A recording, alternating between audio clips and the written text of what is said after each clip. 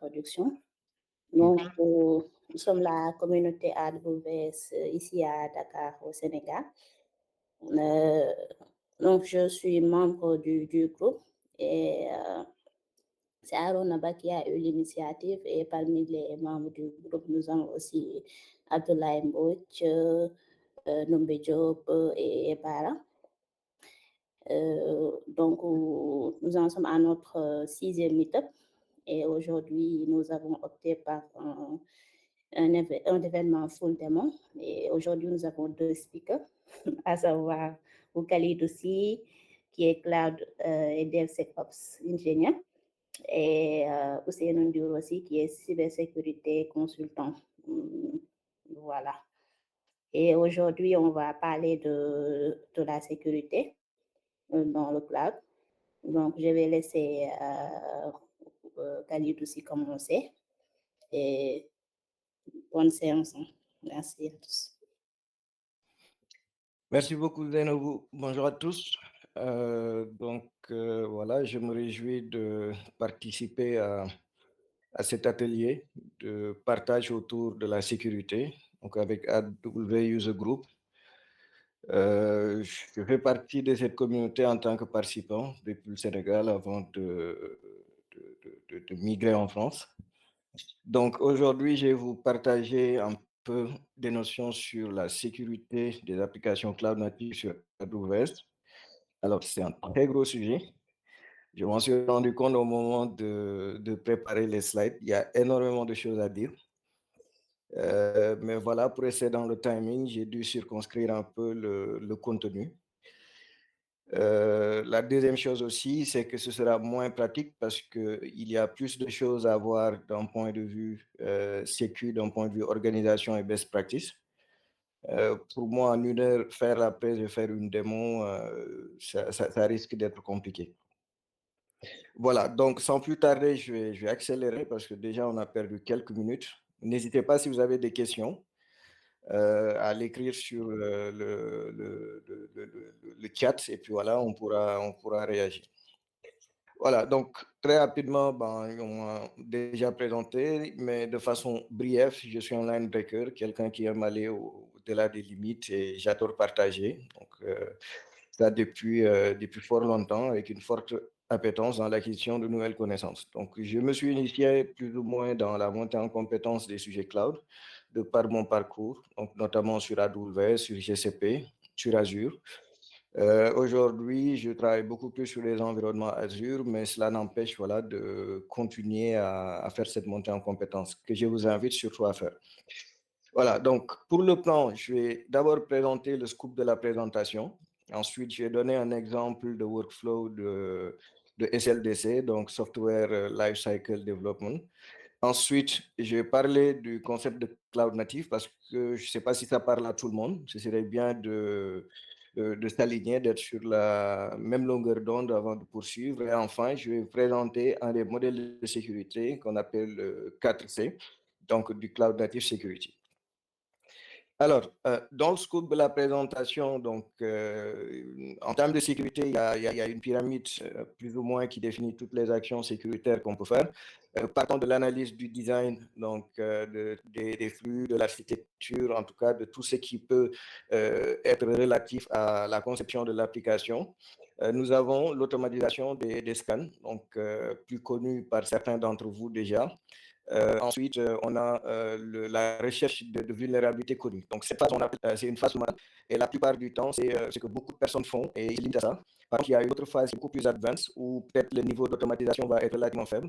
On aura besoin d'avoir plus ou moins des capacités techniques poussées, avancées pour pouvoir le gérer. Donc, dans le cadre de cette présentation, on va juste citer sur la partie fondamentale, notamment comment rechercher des vulnérabilités, automatiser des scans, mais surtout aussi parler un tout petit peu de design. Alors, en termes d'entreprise workflow SLDC, ce qu'il faut comprendre, c'est que souvent on pense que seuls les outils peuvent être, disons, capables de régler toutes les problématiques de sécurité que nous avons. Mais au niveau des entreprises, c'est toute une organisation, c'est tout un tas de personnes qui rentrent en jeu en mettant en synergie leurs compétences pour pouvoir délivrer de la sécurité. Alors, je vais commencer d'abord par la gouvernance qui est portée par les équipes sécurité, qui définissent plus ou moins les policiers de l'entreprise, les politiques de sécurité, en s'appuyant éventuellement sur les best practices et également sur la sensibilité du secteur. Par exemple, une banque ne définirait pas sa stratégie de sécurité comme une start-up, etc. Ensuite, ces gouvernances de sécurité vont donner place à ce qu'on appelle des guidelines ou des guides zen, voilà, qui permettent de spécifier en fait toutes les best practices dans l'usage d'un certain nombre d'outils. Par exemple, si on va sur AWS et que on prévoit dans nos archives à utiliser du S3, ils vont donner toutes les recommandations pour bien sécuriser un bucket S3. Ensuite, ils vont passer la même architecture logicielle qui vont traduire le besoin du client en des spécifications plus ou moins fonctionnelles. Et dans ces specs aussi, ils peuvent mettre un certain nombre de points sécuritaires en conformité avec la gouvernance qui a été définie. D'ailleurs, l'output de leur document d'architecture logicielle va s'appuyer grandement sur les guides de sécurité qui sont fournis par la gouvernance. Ensuite, nous avons l'architecture technique, donc, qui est proposée par un architecte technique qui va plus ou moins voir concrètement comment mettre en place les besoins, en tout cas les recommandations de l'architecte logiciel, conformément également à la gouvernance. Là, par exemple, il s'agit d'une infrastructure cloud, comme le cas de AWS. C'est quelqu'un qui va pouvoir savoir, ben, je vais déployer sur quel VPC, sur quelle région, quelles sont, par exemple, les ressources AMS à utiliser, etc. Donc, c'est lui qui gère toute cette partie-là. Et enfin, une fois qu'il finit ce qu'on appelle le DAT, on passe au provisioning de l'infrastructure. Donc là, peut-être ça commence à parler à beaucoup d'entre vous, c'est l'usage maintenant de CloudFormation, c'est l'usage de CDK, c'est l'usage de Terraform pour pouvoir provisionner. Sauf que maintenant, dans ce processus de provisioning, il peut y avoir plus ou moins également des problématiques de sécurité. Notamment, on peut utiliser d'Access Key ID et Access Key pour faire du provisioning. Et là, la manière d'utiliser peut compromettre plus ou moins l'infrastructure qui va déployer. Ensuite, on passe au développement logiciel. Donc là, il y a énormément de choses à dire, surtout aux développeurs qui pensent que la sécurité n'est pas leur affaire. Mais aujourd'hui, dans le mode de fonctionnement, la sécurité, en fait, elle est transverse. Donc, on parle beaucoup plus, moins de DevSecOps pour dire qu'il y a un shift left qui est effectué pour permettre aux développeurs de pouvoir intégrer des aspects de sécurité dès le départ. Ensuite, on a toute la partie ICD, donc intégration continue et déploiement continu, donc qui permet d'automatiser plus ou moins les déploiements. Là aussi, il y a des aspects de sécurité à couvrir, tant dans la chaîne que dans les artefacts qui sont buildés. Okay? Et enfin, il y a la partie exploitation, c'est-à-dire l'application est faite. En production, il ne faudrait pas s'arrêter parce que la sécurité, c'est un processus continu. Alors, je vais parler de cloud natif. Est-ce que ça vous parle quand on parle d'application cloud native? Est-ce que vous avez une définition de c'est quoi une application cloud native? Voilà, vous pouvez juste laisser un pouce ou quelque chose pour voir un peu qui sont en phase avec cette définition. Alors, j'ai dit de façon très simple. L'application cloud native est spécialement conçue dès le départ pour exploiter l'élasticité et la nature distribuée du cloud. Donc, c'est vraiment une approche logicielle pour la création d'applications modernes dans des environnements cloud. Et là, on cherche à profiter de tous les aspects de disponibilité, de flexibilité, de résilience au panne, d'efficacité et de rapidité. Cela ne veut pas dire que forcément ça peut être du cloud public, ça peut être dans un cloud privé ou un cloud hybride. OK? Alors, dans l'amélioration de la disponibilité, on cherche plus ou moins à faire un couplage faible, déjà des composants, et à établir une communication asynchrone. Parce qu'il y a énormément de transactions qui peuvent passer à travers les applications, et si on s'en tient à des communications synchrones, ça peut plus ou moins introduire des latences. Donc, on cherche vraiment à avoir une efficacité et une rapidité dans les transactions. Cela nous mène à adopter des stratégies des patterns d'architecture, tels que les architectures microservices, consistant à découpler les fonctionnalités d'une application monolithique, donc en un seul bloc, en le séparant en plusieurs microservices. Donc, les microservices sont indépendants et définissent plus ou moins une communication asynchrone entre eux. Cela permet de réduire plus ou moins les périmètres d'attaque. Ça permet également de garantir une certaine résilience aux pannes. S'il y a un microservice qui tombe en panne, ce n'est pas toute l'application qui va tomber en panne. Et s'il y a un des microservices aussi qui est compromettant en termes de sécurité, on peut tout simplement l'isoler et garder les autres pour offrir ne serait-ce qu'un service à minimum aux utilisateurs. Ensuite, on a l'amélioration du time to market, toujours dans les cloud natives, avec le principe de l'automatisation via des pipelines CI/CD. Donc là, c'est le DevOps qui revient. Et enfin, on a la portabilité des applications et la scalabilité des composants. Donc, comment faire pour pouvoir déployer la même application d'un environnement à l'autre de façon très rapide, sans pour autant oublier des requirements, sans pour autant oublier des dependencies, et avoir vraiment un paquet vraiment sécurisé, signé, qu'on peut déployer dans plusieurs environnements. Et là, on utilisera plus ou moins des conteneurs.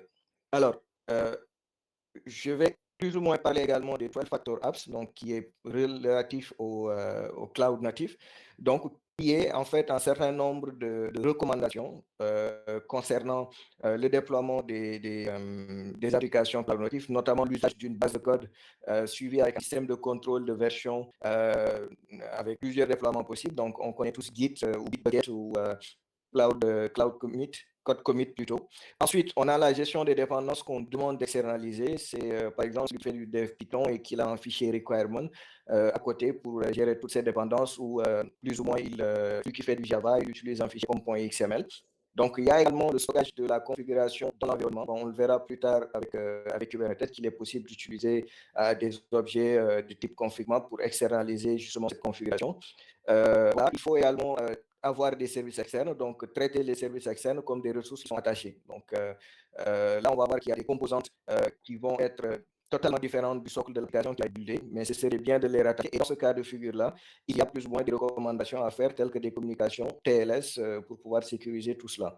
Ensuite, il faudra séparer strictement les étapes d'assemblage et d'exécution. C'est très important. C'est de pouvoir définir plusieurs environnements de tests, notamment l'environnement d'assemblage, d'intégration, de pré-production et de production, pour pouvoir dissocier et exécuter le maximum de tests possibles. Voilà. Ensuite, il y en a d'autres, mais pour accélérer et parler des choses peut-être qui vont être plus en amont avec le sujet, il y a la partie logging, donc qui permet de garder une traçabilité du dispositif. OK, il y a également le dev parity qui permet justement d'avoir une parité entre les environnements de dev et de prod dans le but de pouvoir reproduire un certain nombre de dysfonctionnements. Voilà, et un bon suivi des processus admin.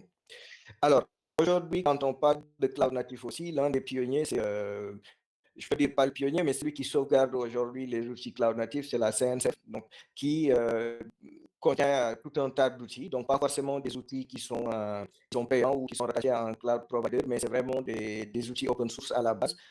Mais aujourd'hui, commence à intégrer pas mal de services provenant des cloud providers. Donc là, j'ai fait juste une extraction du landscape CNCF pour les outils AWS et on peut voir qu'il y a pas mal qui figurent là-dessus. Notamment, il y a Amazon ECR, il y a CloudWatch, il y a EKS, il y a Kinesis, etc. Il y a du Lambda. Et quand on parle de Lambda, de Code Pipeline, de EKS, ça nous renvoie justement aux aspects cloud natifs que nous avons présentés tout à l'heure. Alors, ce qui va être décisif par la suite, justement, c'est aujourd'hui de dire que nous avons la chance de travailler avec les cloud providers parce que nous avons un modèle de sécurité, de responsabilité qui est partagé. Donc aujourd'hui, il y a une partie de la sécurité qui va être gérée par le cloud provider et une autre partie qui va être gérée par l'utilisateur. Donc je peux dire le cloud provider est responsable de la sécurité du cloud et l'utilisateur est responsable de la sécurité de ce qu'il met dans le cloud, de ce qu'il met dans le cloud. Et là, ça permet justement de pouvoir profiter de la robustesse, de l'expertise sécurité que peut offrir AWS à travers le compute, le storage, le database, le networking, et de se concentrer sur vraiment les aspects ou les éléments qui nous intéressent le plus, c'est-à-dire nos plateformes, nos applications et la gestion des accès. Voilà. Alors, on ne peut pas parler d'application web sans parler de OWASP. Je sais que beaucoup d'entre vous le connaissent déjà. Là, vous avez devant vous le top 10 de OWASP qui décrit plus ou moins les vulnérabilités qu'on peut avoir, ou en tout cas qui conviendrait de sécuriser pour les applications web, notamment les access control qui sont cassés, qui sont compromettantes. Il y a également l'aspect cryptographique des données, parce qu'on va échanger beaucoup de données sensitives, beaucoup de données qui sont confidentielles, qu'il conviendrait peut-être de quitter. Et parfois, les algorithmes de cryptage eux-mêmes peuvent être compromettantes. Donc, on peut avoir également de l'ingestion SQL, okay, qui va plus ou moins aussi compromettre notre dispositif, parce que ça permet aux attaquants de pouvoir exécuter des requêtes SQL qui sont malveillantes dans le but justement de pouvoir nous tenir en otage. Il y a également l'insecure design, et ça se rapporte au workflow que j'avais présenté. Donc, le designer, l'architecte, se doit faire les meilleures propositions en termes d'architecture. On va parler aussi de security misconfiguration, et ça, c'est très probable que ça se passe, parce qu'on a souvent tendance à se limiter soit à la configuration standard par défaut, ou tout simplement à commettre des défauts de configuration, ce qui peut compromettre plus ou moins notre système. Ensuite, on aime utiliser aussi des configurations qui ne sont pas à jour ou qui sont vulnérables, tout simplement parce qu'on a envie de livrer le code ou on a envie de faire fonctionner un feature. Et là, ça peut avoir un impact considérable sur la sécurité. Ensuite, tout ce qui est identification failure, il faut savoir que les hackers ne raisonnent pas comme nous raisonnons, et ils vont toujours essayer d'abuser le système, donc ils ont leur mécanisme pour pouvoir faire un certain nombre de tentatives de brute force attaque pour justement accéder à nos comptes via des applications, etc. Ensuite, on a l'intégrité des données, donc qui va être gérée. Souvent, on a des difficultés à pouvoir gérer l'intégrité des données parce que justement, les données ont été modifiées en transit parce qu'on passe par HTTP, on ne sécurise pas, il y a plein de choses à prendre en compte là-dessus. Alors, on ne log pas suffisamment ou on a failli un peu d'un point de vue monitoring. Donc, tout ce qui se passe dans notre infrastructure, tout ce qui se passe dans notre application, on ne sait pas. Donc, s'il y a plus ou moins des incidents de sécurité, ben, on est obligé de tourner dans tous les sens. Mais les éléments, justement, qui nous permettent de pouvoir analyser, voir ce qui se passe, ben, on ne les a pas. Donc, ce serait bien aussi de penser à cette partie logging et monitoring. Voilà. Très rapidement, je vais parler maintenant des options de sécurité qu'on peut retrouver sur le cloud. Il y a le CAPS, donc ce qu'on pourrait appeler le Cloud Access Security Broker. Donc, en fait, le CAPS permet juste de surveiller, de contrôler les accès aux services cloud. Okay? Et dans ce cas, il va être comme un intermédiaire. Donc, ce n'est pas forcément quelque chose qui va être chez le cloud provider, mais il peut être un intermédiaire entre l'utilisateur et le cloud provider. Et ça permet justement aussi que les accès, de pouvoir détecter les menaces et de garantir des politiques de sécurité. Alors, un exemple concret, c'est AWS Security Hub. Donc, il peut centraliser quasiment tous les logs qu'on peut avoir, les VCF logs, les logs applicatifs, les logs d'audit de nos clusters Kubernetes, etc., pour pouvoir justement faire cette analyse avancée et nous permettre des menaces. Une autre option de sécurité qu'on peut avoir, c'est le Cloud Workload Protection Platform, donc CWPP. Donc, ça permet de protéger cette fois-ci workload, c'est-à-dire les charges de travail, telles que les machines virtuelles, les containers, les fonctions serverless. Alors, l'une des solutions les plus connues, c'est le Palo Alto, c'est le Prisma plutôt de Palo Alto. Voilà. Donc, utilisé par pas mal d'entreprises pour pouvoir filtrer les trafics en destination de ces charges de travail. Ensuite, on a ce qu'on appelle la Security Posture Management. Donc, son rôle, justement, c'est de permettre d'avoir une bonne posture de sécurité en identifiant les erreurs de configuration, comme j'en ai parlé tantôt sur la partie OWASP, d'identifier les erreurs et les vulnérabilités qu'on peut avoir et surtout aider à les corriger. Donc, un des éléments qu'on peut avoir, c'est AWS Access Analyzer, voilà, pour pouvoir vraiment vérifier les défauts de configuration qu'on peut avoir sur nos rôles IAM, la gestion globale des identités. Alors, on a ce qu'on appelle le Cloud Infrastructure Entitlement Management. Donc là, c'est plutôt comment est-ce qu'on va faire pour gérer les utilisateurs et les accès. Donc, pour certaines entreprises, ils ont des plateformes pour permettre de vérifier justement leur identification, pas seulement sur le cloud, mais également sur d'autres, soit sur d'autres infrastructures ou sur d'autres applications internes. Et là, la centralisation de la gestion des identités des utilisateurs et d'autres ressources leur permet plus ou moins de pouvoir adopter cette option de sécurité. Il peut également utiliser plusieurs solutions de cloud provider dans le cadre d'une infrastructure multi-cloud. Et là, on connaît Okta Identity Cloud, qui va permettre de surveiller également les activités des utilisateurs, de gérer les crédentiels et surtout de garantir la conformité par rapport aux politiques de sécurité. Et enfin, on a la dernière partie qui est le cloud, le CNAP, donc Cloud Native Application Protection Platform. Donc là, c'est des fonctions de sécurité pour protéger par exemple les API. Quand on parle de web, on parle beaucoup d'API. Il y a la détection de menaces, la gestion des identités et aussi la sécurité des conteneurs dans des environnements comme du Kubernetes. Alors, si vous voyez ce que j'ai mis en orange, c'est forcément ce sur quoi je vais plus accentuer la suite de ma présentation. Alors, les plus connus, c'est Aqua et Sysdig, donc qui offrent pas mal de solutions par rapport à ces options de cloud security. Est-ce que jusque-là, c'est bon? Ça va trop vite. Alors, je ne sais pas si c'est bon pour vous.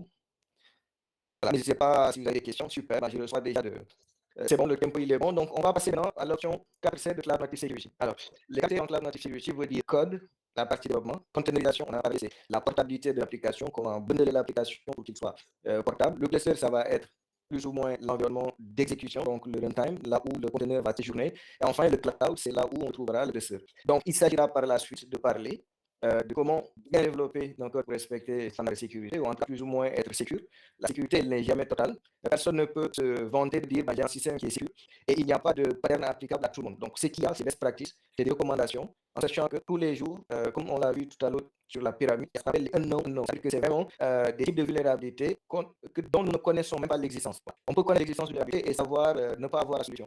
Mais il y a des vulnérabilités qui existent et que nous n'avons même pas connaissance de ces vulnérabilités-là. Donc, l'objectif, c'est plus ou moins d'être dans une stratégie d'amélioration continue. Je saurais continuer sans pour autant parler des top 10 erreurs que j'ai vues sur le site de Aqua Security qui vous convient de partager parce que nous utilisons tous AWS et j'en ai pris quelques-unes parce que c'est en top 15, mais j'en ai pris quelques-unes qui sont en rapport avec le sujet, avec le scoop qui a été découpé. Donc, la première chose, c'est le fait de stocker des informations sensibles sur des lambda functions. Ça nous arrive via des variables d'environnement de stocker des clés d'API, des credentials de base de données. C'est des choses à ne pas faire. Il y a des possibilités justement pour pouvoir interagir avec des secret managers comme AWS Secret Manager. Donc, voilà, plus ou moins sécuriser nos credentials. La deuxième chose, c'est qu'on a tendance souvent à avoir la flemme soit de créer des comptes, ou d'utiliser le compte route pour faire des opérations basiques à la place. On rappelle que le compte route n'est dédié que pour créer le premier compte. C'est un compte qui est hyper sensible, donc qui représente en fait votre souscription chez AWS. Donc, autant ne pas l'utiliser à la place d'opérations classiques, donc créer des rôles, créer des users pour faire vos manipulations. Il peut y arriver aussi que l'on crée des rôles, mais qu'on donne à ces rôles-là des permissions qui sont permissibles, c'est-à-dire qui vont au-delà du besoin pour lequel on les a créés. Là aussi, on ouvre des brèches, on ouvre des failles, sachant que si on parvient à accéder au dispositif avec ces rôles-là, on peut faire plus que ce qui est attendu. Et les hackers, les attaquants, ils ont toujours des mécanismes justement pour compromettre nos systèmes, d'où l'adoption des principes qu'on appelle les privilèges, donc donner uniquement les privilèges qui sont requis.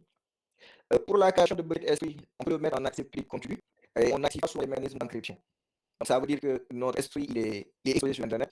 Il y a des mécanismes justement pour sécuriser cela. Donc, on peut faire des accès temporaires au S3, mais pas à l'ensemble du bucket. Et il y a des données souvent qui peuvent être aussi dans les buckets qui ne doivent pas figurer sur Internet. Mais on s'empêche souvent de créer juste un bucket parce que oui, on utilise un S3 en oubliant tous les aspects de sécurité. La deuxième chose, c'est les mécanismes d'encryption qu'on peut avoir, et de l'encryption at rest. Voilà, c'est-à-dire au repos, quand la donnée va être déposée sur l'S3, comment on va le sécuriser. L'autre aspect, c'est qu'on utilise CloudTrail pour une configuration, pour la centralisation des logs, la récupération des logs, mais on se rend compte souvent qu'on laisse la configuration par défaut. Et cette configuration par défaut-là va supprimer les données au bout de 90 jours. Donc, il est probable de créer un trail et de pouvoir customiser le nombre de jours de rétention, sachant qu'il va y avoir des incidents de sécurité qui ne sont pas détectés très rapidement. Donc, ça peut faire un mois, deux, parce que le hacker, il opère doucement pour progresser vers sa cible. Et du coup, si on n'a pas ces éléments-là, s'ils sont supprimés, on supprime vraiment des données utiles qui peuvent aider à l'analyse des instances de sécurité. Alors, il faut savoir qu'au niveau des instances EC2, il y a des métadonnées. Parmi ces métadonnées-là, on peut avoir accès au user data qui permet de customiser le des instances EC2. Et le plus souvent, l'accès à ces métadonnées-là est open. Donc, c'est ouvert au niveau de tous les instances EC2. Donc, la non-restriction de ces instances métadonnées-là, par défaut, sur les nœuds EC2, en l'occurrence, pour ces EKS, peut être compromettant. L'autre aspect, c'est de ne pas définir, de ne pas plus ou moins utiliser le concept d'immutabilité des conteneurs, c'est-à-dire un conteneur on ne peut pas le modifier. Et là, quand on utilise Amazon Fargate, il y a des options de configuration telles que le read-only container qu'il faut positionner à true et ne pas mettre à false. Sinon, le concept d'immutabilité n'est plus possible et ça veut dire que notre conteneur peut changer d'état, alors que le conteneur par essence devrait être immutable. Autre élément qu'on peut retrouver également sur AWS Fargate, c'est l'absence de configuration de VPC avec l'option Network Mode à AWS VPC. Donc ça aussi, ça peut être plus ou moins compromettant, même si on dit que ouais, c'est du serverless, on ne gère rien. Il faut faire attention parce que ce que vous déployez peut comprendre plus ou moins du code malveillant ou des éléments qui vont permettre de pouvoir opérer à grande échelle. Okay? La non-activation des logs de flux, on appelle les VPC flow logs. Donc, c'est très important quand on utilise Fargate d'avoir le VPC flow log pour voir le flux entrant, sortant et de pouvoir faire une analyse sérieuse. Donc, vous voyez que ça va au-delà de nos rôles respectifs, que l'on soit DevOps, développeur ou sécurité, il y a tout un tas de choses qu'il faudrait prendre en compte. Alors, et la dernière chose, c'est au niveau des instances ADS, souvent on laisse un accès public parce qu'on a envie peut-être de tester directement depuis notre machine, on a envie de faire des gymnastiques ou des configurations qui nous simplifient la vie en oubliant que voilà, on est sur le cloud, on est accessible sur Internet, donc il y a des brèches qui sont ouvertes. Et parfois, on peut prendre des snapshots et rendre également ces snapshots-là publics et ne pas définir de mécanisme d'encryption aussi pour ces instances ADS. Donc ça peut être compromettant. Donc voilà le top 10 des éléments, des erreurs de configuration, ce qu'on pourrait appeler misconfiguration, qu'on trouve souvent chez les utilisateurs d'AWS. Alors, j'ai commencé. Oui. C'est intéressant. On va prendre quelques questions. Ouais. On attend. Ben, écoutez, c'est à vous de voir. Si vous pensez qu'il y a des questions, je suis preneur. Sinon, on attend la fin. Vous décidez comme vous voulez. Vous êtes les organisateurs. Moi, je suis malien. Ok, on des questions. Et après, on va poursuivre. D'accord. Alors, des questions. Est-ce qu'il y en a? Ouais. Oui, on a deux questions sur le chat. Est-ce qu'il y a... Une question de Rosemary. Oui. Alors, est-ce qu'il y a un PRA? Non, on peut y aller. Est-ce qu'il y a un PRA orienté cloud natif? Alors, ce qu'il faut savoir, c'est que le PRA, c'est un plan de reprise d'activité. Okay? Quand on parle de plan de reprise d'activité, c'est vraiment s'il y a un arrêt de l'activité, comment est-ce qu'on peut gérer tout cela? Donc, le PRA, on le prévoit sur la partie architecture, donc sur la partie design. C'est-à-dire, est-ce que moi, je vais tout simplement utiliser, par exemple, mon cluster EKS, est-ce que je vais le mettre sur une seule région ou est-ce que je vais le mettre sur plusieurs régions? Comment je vais gérer, disons, la duplication de mes données? Mais cette fois-ci, de façon intelligente, pas seulement dupliquer pour dupliquer, mais pouvoir garder au moins des données et les utiliser. Si, par exemple, j'ai l'instance de ADS, moi, je prends des snapshots pour pouvoir justement refaire, me demander des autres instances si jamais j'arrive à avoir des au service ADS ou pas. Donc, le cloud native, c'est juste une approche. Il n'y a pas de spécifique pour le faire. Aussi bien pour le PRA aussi, c'est un plan. Et un plan, c'est mis en fonction des stratégies d'entreprise. Alors, quelles sont les best practices? Ça dépend de ce que tu fais parce que quand tu veux mettre en place, disons, une architecture, tu vas pas me dire quelles sont les best practices. Donc, je te redirigerai vers AWS Architecture qui parle plus ou moins de comment mettre en place son architecture pour prendre en compte tous les aspects de résilience, de disponibilité, de sécurité, d'accessibilité et puis voilà, d'une meilleure utilisation des ressources du cloud. Voilà. Je ne sais pas si ça répond à la question. Deuxième question, c'est comment c'est Cloud Option Security pour protéger notre workflow SLDC et sur quelle phase une offre va venir. Alors, ça, on va le voir par la suite parce que si vous regardez, il y en a qui vont intervenir au niveau de l'accès. L'accès, ça peut être interne ou externe. Ça peut être un employé ou quelqu'un de l'entreprise qui a fait accéder aux ressources. Quand on prend le CAS, par exemple, le Cloud Access Security Broker, ça peut intervenir à ce niveau-là. Si on prend le Cloud Workload Protection, ça peut intervenir au moment également de la définition des workloads et de leur accessibilité. Mais on verra qu'au niveau de la chaîne SLDC par la suite, il y aura des scans qui vont faire. Et c'est la phase que je vais introduire tout à l'heure pour parler de SAA, de Software Composition Analysis, pour parler de SATS, pour parler de DAST, etc. Donc, je vais revenir sur ça, Mohamed Diak. Quels sont les types de cloud et pourquoi le cloud natif? Les types de cloud, vous le savez, c'est cloud public, privé, hybride, avec des relations qui peuvent être différentes. Okay? Mais en cloud natif, je crois que ce qui est venu en retard, où on n'a pas bien suivi, j'ai parlé, c'est vraiment une pratique pour pouvoir développer des applications en tirant pleinement profit des bénéfices du cloud, tels que la CCC, tels que la résilience, la disponibilité, etc. Donc, il ne faut plus designer l'application comme on le faisait avant. Voilà pourquoi on parle de cloud natif. C'est tout. Okay, alors, si on tient comme ça le rythme, on ne va pas terminer. Voilà, et puis après, on revient sur les questions. Je crois que c'est plus efficace. Hein? Alors, super. Donc, je vais profiter pour répondre un peu à la question de l'autre qui me parlait sur le SLDC, comment ça a fonctionné. Aujourd'hui, il faut savoir que quand on écrit du code, la plupart du temps, 70 à 90% des applications natives que nous écrivons sont composées de librairies et de dépendances tierces. Ce n'est pas du code que nous mettons en place. On utilise des frameworks, on utilise des librairies. Il y a un des utilitaires, moi, je ne l'aime pas trop parce qu'il ne t'amène jamais ce que tu lui donnes. Tu fais NPM install, il va chercher tout et n'importe quoi, il va donner ça. Alors, ça veut tout simplement dire qu'il faudra justement faire une analyse de ces dépendances qui vont être incorporées justement dans votre produit. Et là, il y a le mécanisme qu'on appelle le Software Composition Analysis. Son objectif, c'est de détecter des vulnérables dans des composantes tierces, pas dans le code que vous avez écrit, dans des composantes tierces. Et l'un des outils qu'on peut utiliser, il y a le SNCC, la version open source, donc ça s'appelle SNCC open source, parce que SNCC fait plus que ça. Son rôle, c'est qu'on va détecter, prioriser, corriger les vulnérabilités de et les problèmes de licence qu'on peut avoir dans les dépendances open source. Okay? Il y a également le OWASP Dependency Check. Donc, lui, il est plus restreint que le SNCC, mais il permet justement de détecter des vulnérabilités dans les dépendances open source. Et là, vous avez un exemple. Un utilisateur va écrire du code Python, okay, ou n'importe quel type de code, il va déployer AWS Commit et va activer des groupes qui vont permettre d'écrire plus ou moins des lames fonctions. Dans la première, va essayer de récupérer tous les changements qu'il y a eu dans le code, sachant que, je l'ai précisé, dans les 12 factor apps, il faut isoler les dépendances. Donc, soit j'ai un fichier requirement dans lequel j'ai le tout, ou j'ai un fichier .xml qui définit si c'est Java les réponses que j'ai. Et la première, il va récupérer justement ces changements qu'il y a au niveau des requirements parce que j'ai rajouté de nouveaux requirements. Et la deuxième va faire une comparaison entre ce qui existait déjà et ce que je viens de rajouter comme dépendance. Et là, il va lancer au niveau de Cloud Build cette configuration, cette comparaison-là, et il va faire un stade. Donc, du moment où il trouve du code vulnérable, ben, il ne va pas continuer vers code artefact. Il va tout simplement terminer le process. Donc, ce qui suppose que j'ai la possibilité, de façon continue, dans mon process de SDC, de pouvoir faire du software composition analysis. La deuxième chose, je parlais de Static Application Security Testing. Donc, c'est l'adoption plus ou moins de la culture DevSecOps avec un shift left. Alors, je suis tombé, j'ai mis shift right, mais c'est plutôt un shift left, une implication des devs dans le processus de sécurité. Donc, là, qu'est-ce qu'on fait? On va analyser cette fois-ci le code source que vous allez déployer pour essayer de voir est-ce qu'il n'y a pas de vulnérabilités ou des anti-patterns, okay, des choses qu'il ne faudrait pas faire. Et vous entendez souvent parler également de Security Code Review. On fait allusion à la partie Static Application Security Testing.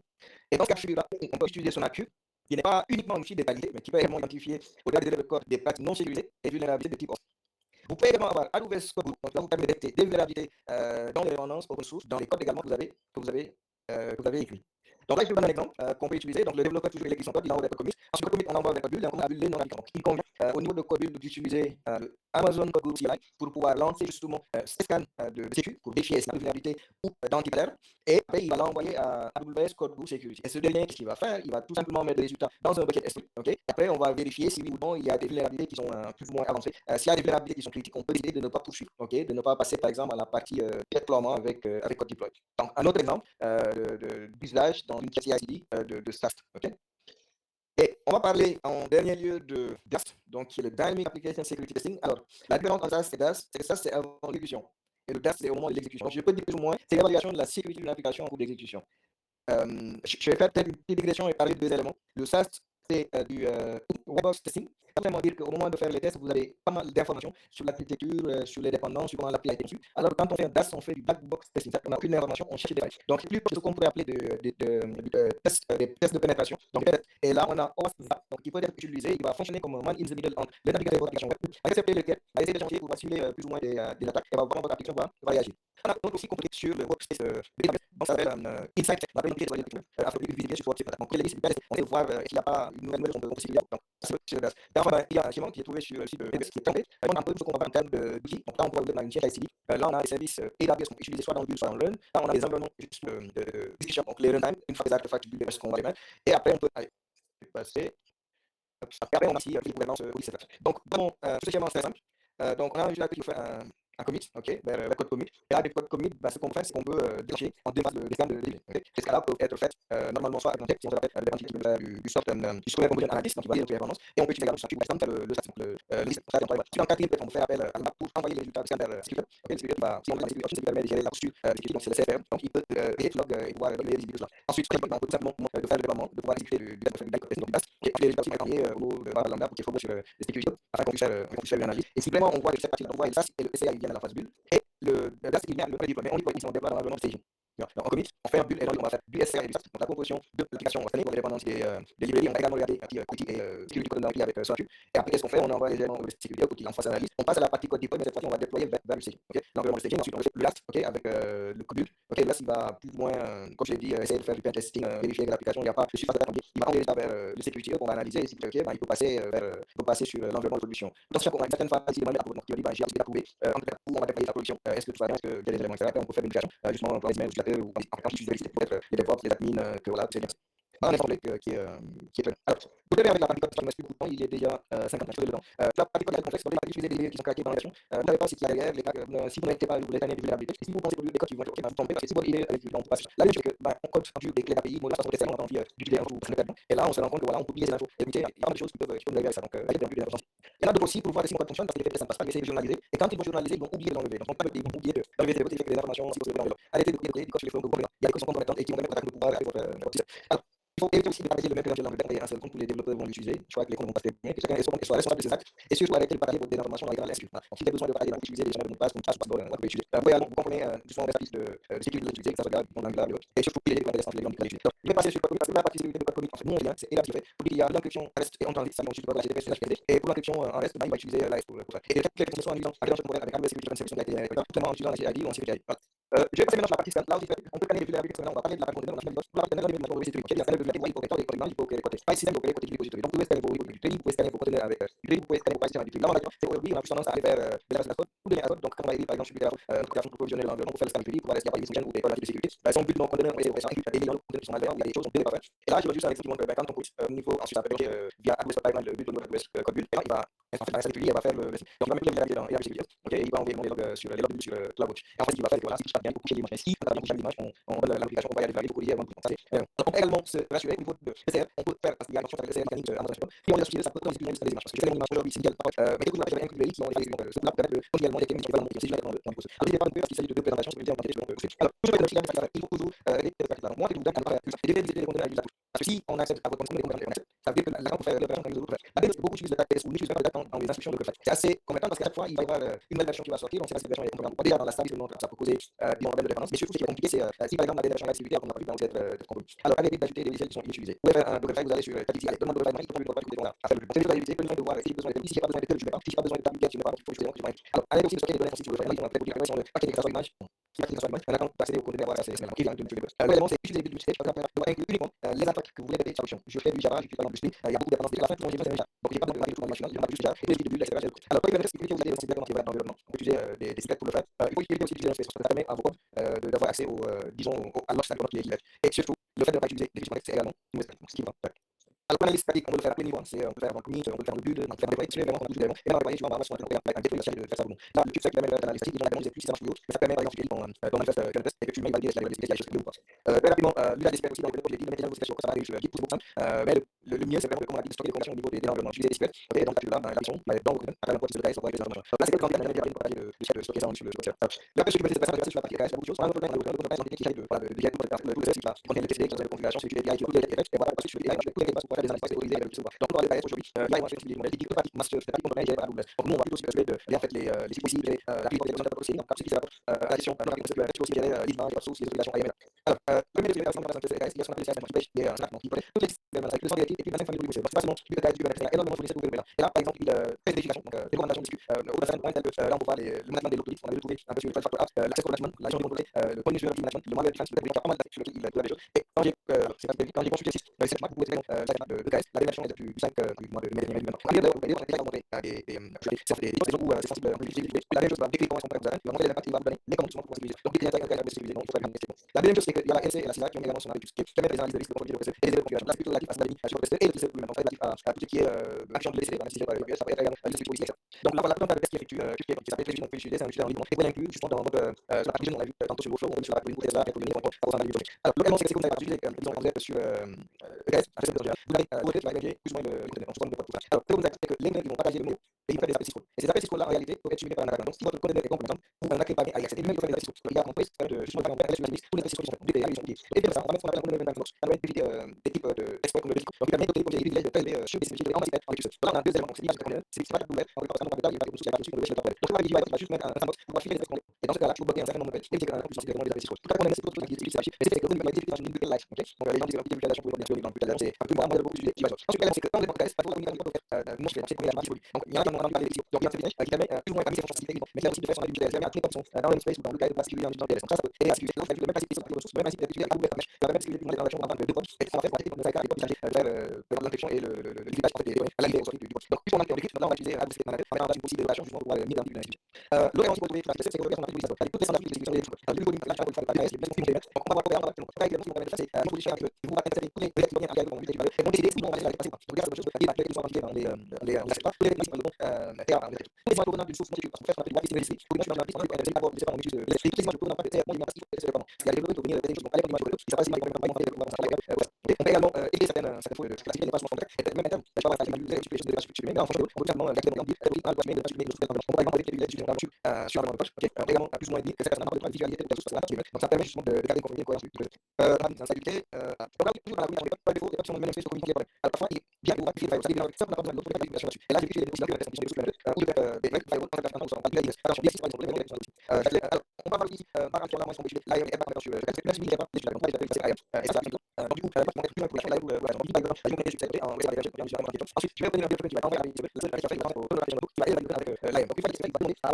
statut là on va ouvrir le statut de ça mais ça va on va demander est-ce que vous avez posé avec ou pas alors il faut aussi vérifier c'est un service de je vais aller sur le compte web mais j'ai mis individuellement il y a beaucoup de paramètres dans les détails qui vont après donc je vais rester on peut le pouvoir avec le et on va faire un qui est pas activité suscitée dans la session de reste à la fin de la présentation mais slide c'est voilà la notification sur la page beaucoup de choses que on fait encore esprit il y a tellement de choses à faire mais la comment est-ce qu'on peut aider à la gestion de la application qui va développer des armes de la comment est-ce qu'on va faire ça les méthodes aussi après beaucoup de qui vont également nous demander envoyer directement par les et c'est des informations aussi pour les appareils de motivation qui avec disons de moi j'ai essayé de vraiment avec la fin c'est qu'il y a beaucoup d'informations mais je vais partager les slides et je vais vous laisser la questions par la suite et n'hésitez pas s'il y a un point qui va pour en discuter la présentation je vous remercie merci j'espère que le message est patient donc je vais parler donc dans le propos ça vous vraiment on va ça la donc on a des questions aussi vous pouvez la directement et participer avec moi vous pouvez revenir à la question si j'ai des questions peut-être ça va être une session mais je vais avec la communauté qu'on fait peut-être une place pour ce qu'on fait la classique des groupes de famille ça va laisser je vais même la discussion mais voilà la idée de la discussion il y a un aspect donc il y a un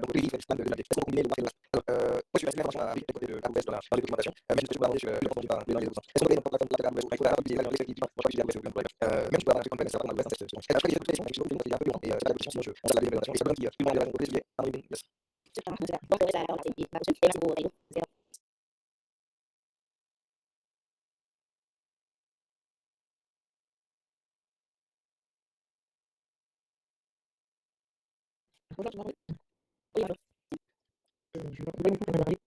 non c'est pas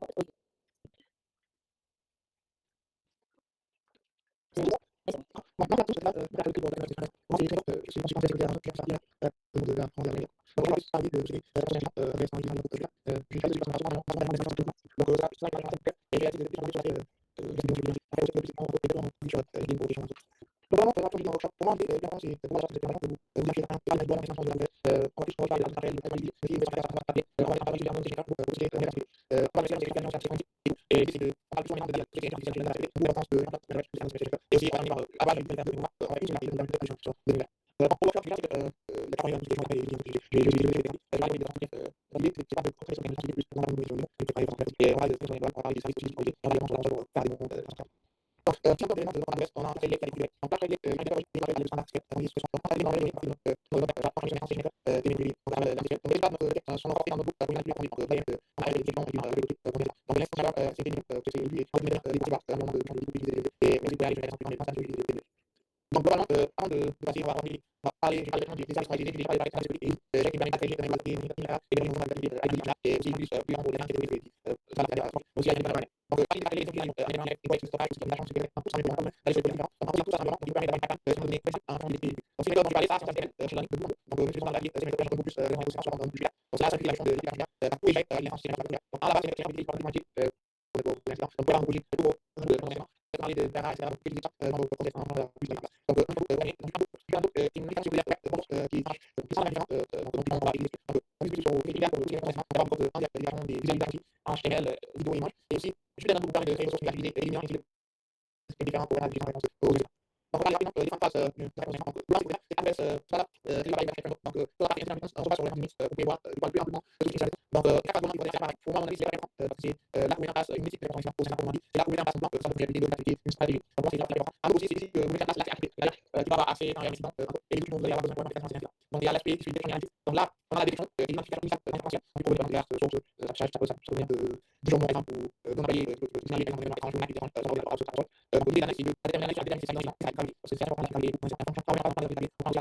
après il y a l'aspect confinement c'est-à-dire il y a donc l'aspect confinement c'est de limiter de manière rapidement dans un de c'est-à-dire après j'ai l'impression de la chambre de ça il faut faire un c'est un très de pendant le c'est pas été perdu parce que ça va que bien sûr bien aussi bien il faut attention à la bien avec dans ces artistes à limiter la menace pour à améliorer la découverte des tâches un peu pour limiter les événements oui mais la menace et là l'aspect probabilité consiste juste à remettre le système en position avec les positions donc après elle pose une activité nous prendre 5 ans là ça fait demander et de discuter sur les essentiels dans les artistes et aussi engager le modèle post et on va vous laisser beaucoup de contenu donc bon il y a des qui pourront appuyer là on parle des cartes et autres par les management par les pour bien pour combien de etc ça la l'agence va des tout ça et ça va vous dire ça va vous dire comment ça se met en place il y a aussi d'avoir des mécanismes pour dans la santé vous aussi ça des solutions sensibles c'est-à-dire pour exactement vous pouvez déployer élastique sur l'énergie et aussi l'aspect qui est important pour moi dans la préparation c'est de tout améliorer ce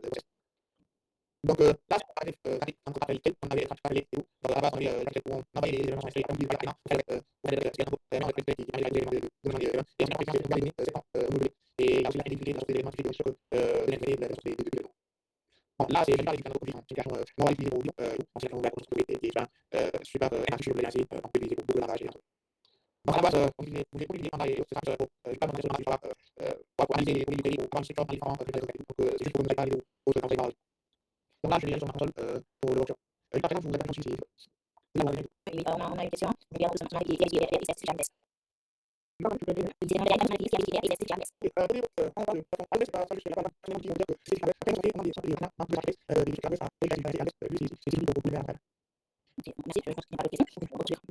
je vais juste partager ça va j'avais prévu faire un workshop de 15 minutes là quand c'est dans le one ça y a une petite information de ton mécanisme sur Time donc par exemple on dit que si le workshop on va faire un élément potentiel pendant qu'on reste avec les personnes ensuite on va éviter de correction échouer sur les devoirs de la journée donc les dit par exemple pas pour des détails de niveau exagération on va éviter avec des de façon il y a bien une opportunité de chercher aussi on va peut-être faire quelque chose à partir de ce qu'on fait en ailleurs et on va essayer de voir c'est quoi les différents on est à bien donc je vais aller sur mon site ouais donc oui je vais installer installer on a le fait de créer un réseau beaucoup dans l'user et on peut créer les rôles créer des rôles sachant les donc c'est quelque chose que je fais et au niveau de du on a fait un lien qui est à la fois et là j'ai on peut faire de créer des plus en sorte de détails donc l'idée là j'ai classement les produits qui sont je parle des exemples comme les etc et on peut utiliser alors par exemple les comptes donc là je vais et on a pour le faire avec les vidéos et l'idée c'est déploiement c'est l'idée on a dit c'est pas je vais faire un on va faire un sur cette santé et là, avant d'aller sur payer, on peut déjà voir comment on est sur la donc là, on peut essayer de temporiser ça, c'est bien d'assurer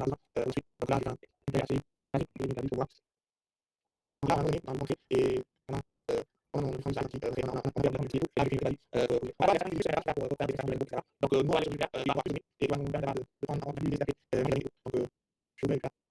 Et là, on va faire beaucoup de choses on va le faire. On va et ça on peut donc c'est quoi voici comment de donc là commentaires, rapidement, on va des idées, on va utiliser l'outil de l'IPS et là, on fait un limite. Donc, c'est ça. Et là, on va faire un journal comme ça. On va faire un journal, essayer de faire les agents étrangers pour voir ce que ça va donner.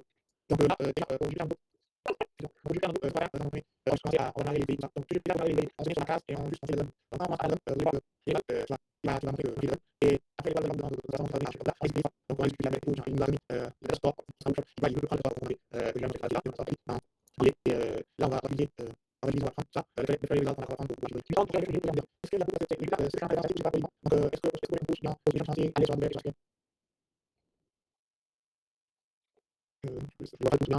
Non, il y a ça, la bête, on va c'est Oui, oui, oui, je pense que c'est déjà bien. par exemple, je demande souvent à l'entreprise que j'ai déjà dans c'est pas pour les dents. Donc, je suis commencé à aller sur la bête et je te fais Ah, d'accord, bon, je pense que c'est un lien, c'est la liste de certificat de mais maintenant, c'est pas mal, on va faire comme ça. donc, on va faire comment je vais. Comme ça, c'est juste de la responsabilité. Donc, voilà, juste là, juste la prise de je vais rappeler un référent peut-être qui nous a fait un besoin, un recrutement qui est important et quel est le candidat. Donc là, on va faire ça. On va faire la référence et on va ajouter les positions. Donc là, j'ai mis en place la requête. Donc, là, les gens qui sortent sur les là. Donc, comme ça, on a dit, je vais exprimer vraiment. On va faire la vidéo là. Là, on va découvrir les personnes qui nous avons à l'esprit. En disant, c'est donc, dans ce fait, dans la discussion, à l'esprit. Donc, on va faire de combattre. On a bien, et on va plusieurs de et après, on va discuter sur les entités. Je pense que c'est les entités en charge de l'IA et les entités, on va faire par exemple, la politique, la transition, et voilà. Donc là, on a déjà notre comité. Donc, quand on est les gars, on va discuter de la donc, vous voyez, ça, on va la base italienne, la ligne, le sous-site, on va regarder et à la base, la ligne, donc, on va faire des faits, des faits, donc, les donc, maintenant, on va essayer de trouver notre on va maintenant on va faire la vidéo on va venir chercher un identifié, c'est la démarche, donc, on va faire simple, en ligne, je vais pas c'est pas juste l'idée, on va faire sur la vie, donc,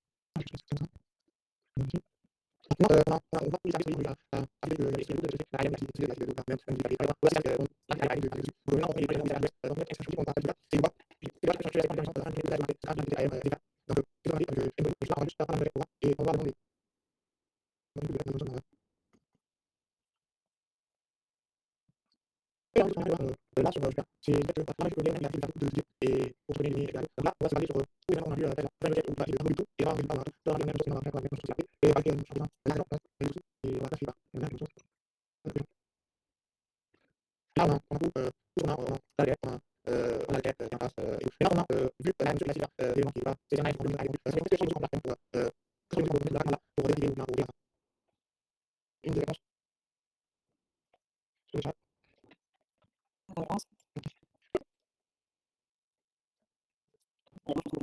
L'idée là, on va faire la partie compris. On va faire la partie spéciale et après les activités de la data. Je pense que le point c'est de marcher la spéciale pour faire les activités.